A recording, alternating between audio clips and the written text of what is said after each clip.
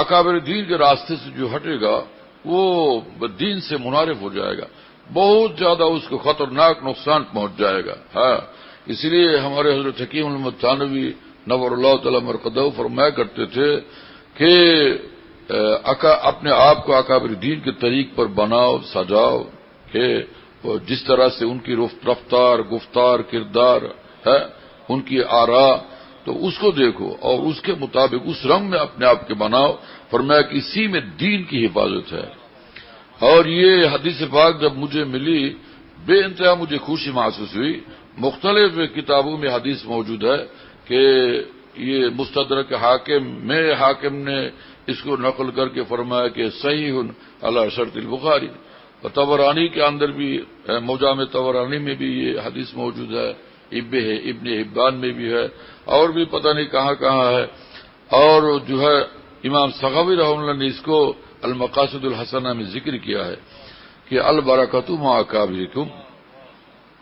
اس دن ہم یہاں بیٹھے ہوئے تھے اس خانقاہ میں، تو مجمع خوب مجمع تھا، بڑے انوار محسوس ہو رہے تھے، بہت رونق تھی، اور دین کی باتیں ہو رہی تھی، آپس میں محبت کا ایسا عجیب و غریب تعلق تھا، ہے نا، سب لوگ بڑے خوش ہو رہے تھے، بڑی خوشیاں تھی، یہ انوار، یہ رونق اور خوشیاں، اور بالکل اتحاد اور اتفاق، اور جناب سب اللہ کے لیے تڑپ رہے تھے، اللہ کی یاد میں مست تھے، مشغول تھے، مست تھے، سرشار تھے، ہے نا، اور ایک عجیب کیف و مستی کا عالم تھا۔ پھر آخر میں نے کہا یہ سب اپنے اکابر دین کی برکت ہے، یہ سب جو ہے اس مجمع میں ہمیں نعمت حاصل ہے دینی، سب اپنے اکابر دین کی برکت ہے، اکابر دین سے جڑے رہنے کی برکت ہے۔ پھر ہم نے کہا کہ آپ دیکھو البرکہ مع اکابرکم کے کیا معنی ہے۔ اس واقعہ کو سنانے کا مقصد اس حدیث کی وضاحت ہے، اس حدیث کی تشریح کی طرف اشارہ کرنا ہے۔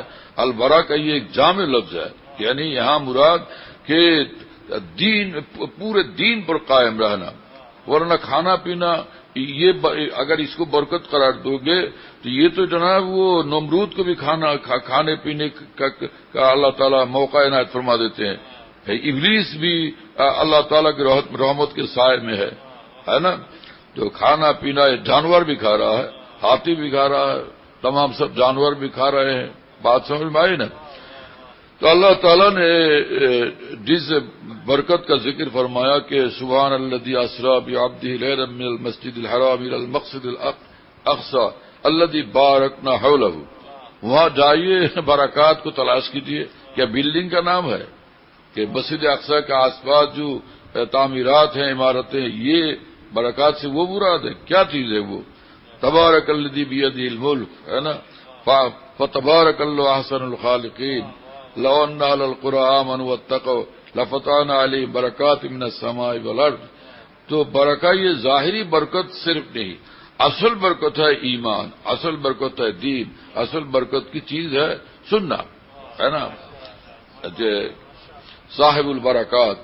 اب ایک بزرگ ہیں، وہ ایک وقت کھاتے ہیں، 2-3 وقت فاقے سے رہتے ہیں، اور لوگ کہتے ہیں کہ بہت ہی صاحب البرکات ہے۔ تو کیا برکت ہے؟ ان کے پاس تو ہے ہی نہیں، کچھ روٹی بھی نہیں ہے نا، دینی برکات ہے ان کے پاس، دینی برکات ہے نا۔ تو یہ البرکہ مع اکابرکم، یعنی امت مسلمہ کو، مومنین کو خطاب فرمایا۔ تو مومنین کو خطاب، تمہارے جو بڑے ہیں ان کے ساتھ برکت ہی برکت ہے، یعنی ان کے دسترخوان میں پورا دین ملے گا، دینی نعمتیں ملیں گی، دینی برکتیں ملیں گی، دینی فیض و برکات کا حصول وہاں سے ہوگا۔ یہ فرمایا آپ صلی اللہ علیہ وسلم نے، البرکہ مع اکابر، کیا بات فرمائی ہے نا، کس طرح سے امت کو تعلیم دی اور متوجہ فرمایا کہ اپنے اکابر سے جڑے رہو، اکابر دین سے جڑے رہو۔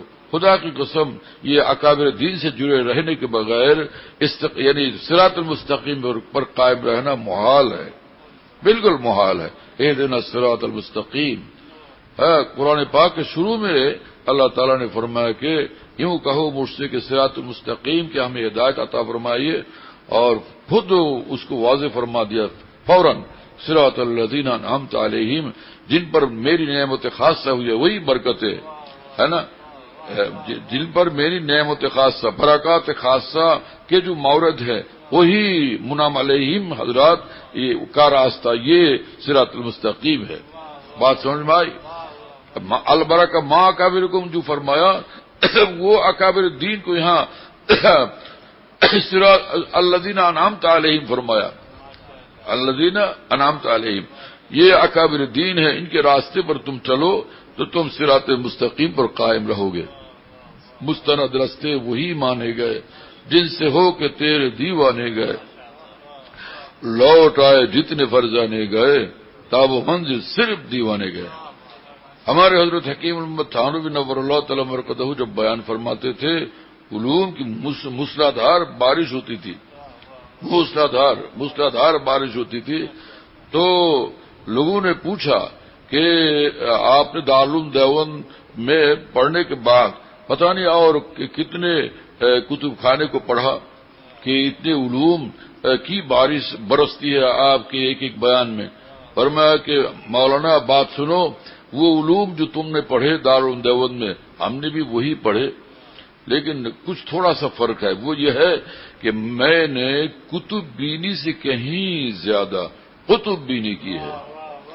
تم کتب تک رہ گئے اور ہم قطب تک پہنچے تھے.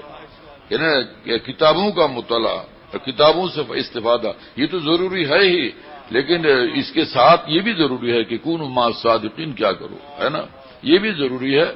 تو فرمایا کہ میرے اقطاب 3 اقطاب تھے میرے، اور وہ کون تھے؟ فرمایا کہ وہ حضرت مولانا یعقوب نانوتوی رحمہ اللہ، حضرت مولانا رشید احمد گنگی رحمہ اللہ اور حاجی امداد اللہ صاحب مہاجر مکی رحمہ اللہ. ان اقطاب ثلاثہ کی صحبت اور دعا اور نظروں کی برکت سے ہے، نظر عنایت کی برکت سے اللہ تعالیٰ نے ان علوم کے ذریعے سے مجھے نوازا. بات سمجھ میں آئی میرے دوستو؟ جو اکابر دین کے ساتھ جو تعلق تھا اس کی ساری برکتیں ہیں ان کے یہ علوم و معارف، انہی کی دعاؤں کی برکتیں، ان کی صحبتوں کی برکتیں، ان کے راستے پر چلنے کی یہ سب برکتیں تھی. بات سمجھ میں آئی میرے دوستو؟ کیا بات تھی، ہے نا؟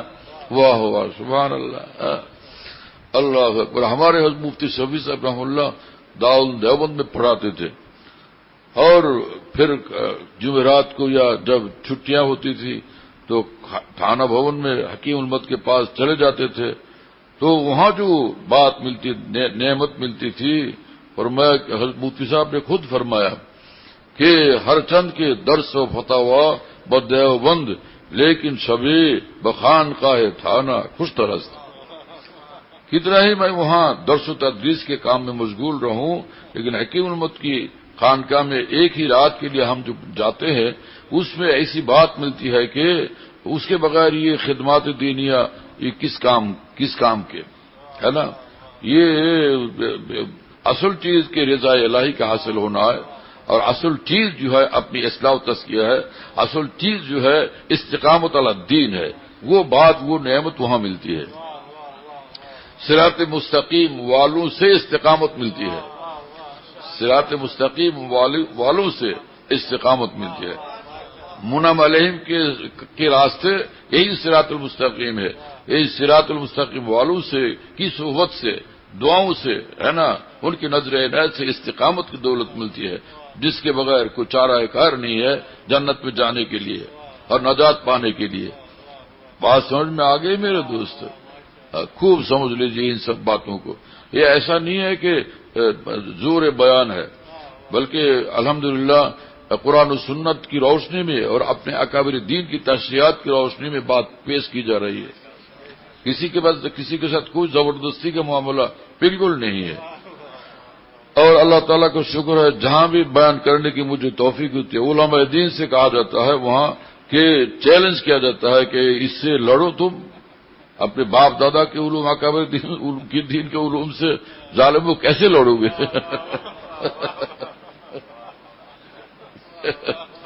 ہم سے کیا لڑو گے، ہم تو کمزور ہے نا، سوتے رہتے ہیں، اٹھنا بھی مشکل ہو جاتا ہے.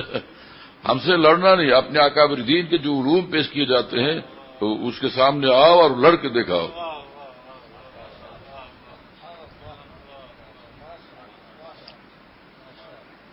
تو ایک جگہ ہمارے حضرت حکیم الامت تھانوی نے بیان کیا، بڑا مجمع تھا، تو اس زمانے میں فارسی جاننے والے بہت ہوتے تھے.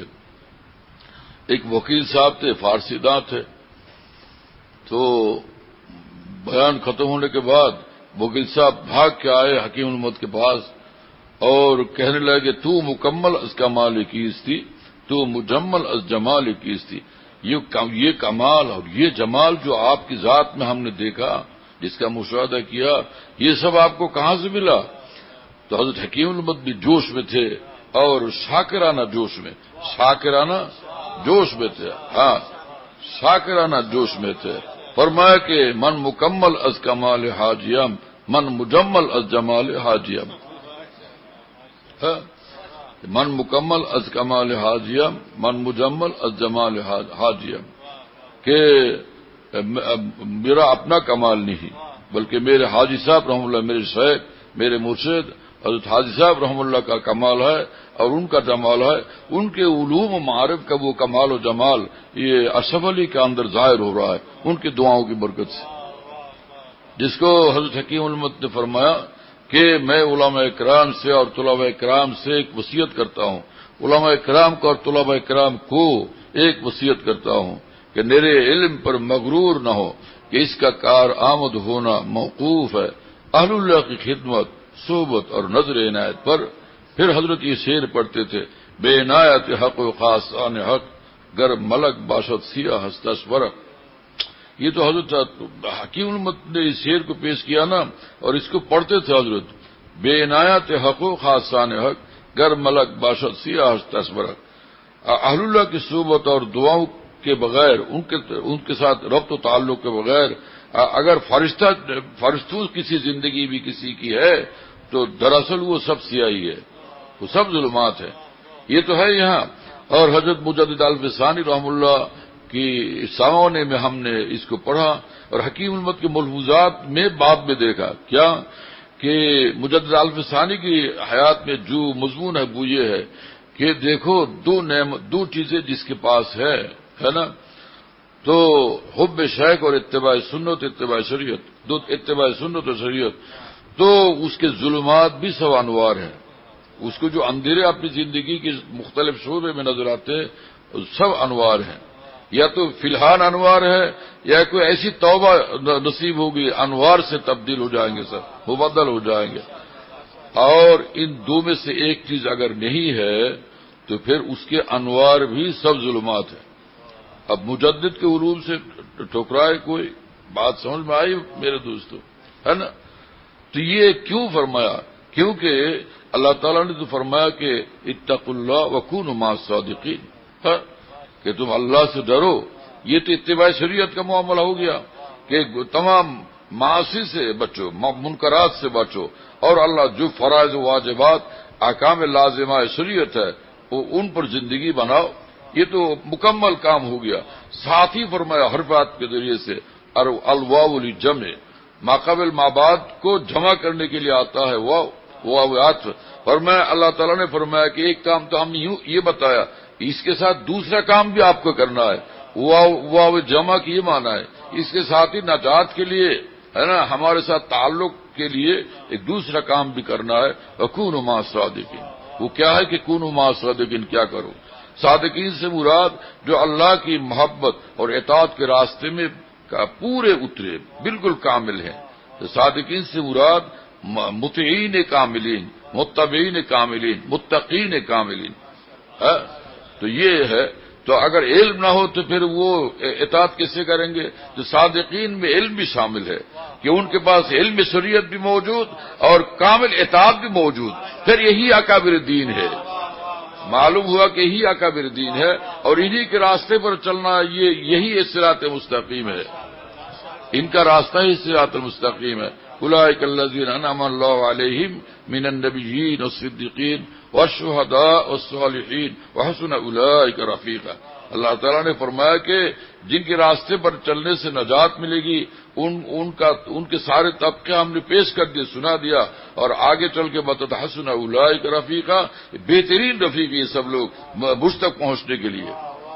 حسن اولئک رفیق، ان کے رفیق حیات بناؤ. راہبر زندگی بناؤ.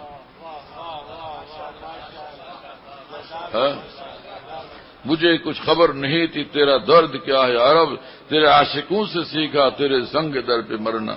میری زندگی کا حاصل، میری زیست کا سہارا، تیرے عاشقوں میں جینا تیرے عاشقوں میں مرنا. بات سمجھ میں آتی ہے میرے دوستو؟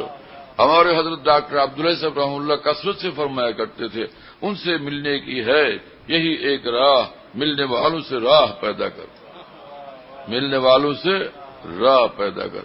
ہمارے حضرت مولانا فضل الرحمن گنج مراد آبادی رحمہ اللہ فرمایا کرتے تھے کہ اگر مجھے شب قدر مل جائے تو رات بھر میں ایک ہی دعا مانگوں گا کہ اللہ کسی سے ولی اللہ سے، کسی ولی اللہ کی صحبت مجھے مل جائے، کسی اللہ کے ولی کا تعلق مجھے حاصل ہو جائے. ان کے الفاظ تھے کہ نیک صحبت مجھے مل جائے. نیک سے مراد وہ ادھورا نہیں ہے، اسے مراد صالح کامل. اس کا مطلب ولی اللہ کہ اولیاء کسی ولی کی صحبت مجھے مل جائے، ہے نا، کسی ولی کی صحبت مجھے مل جائے.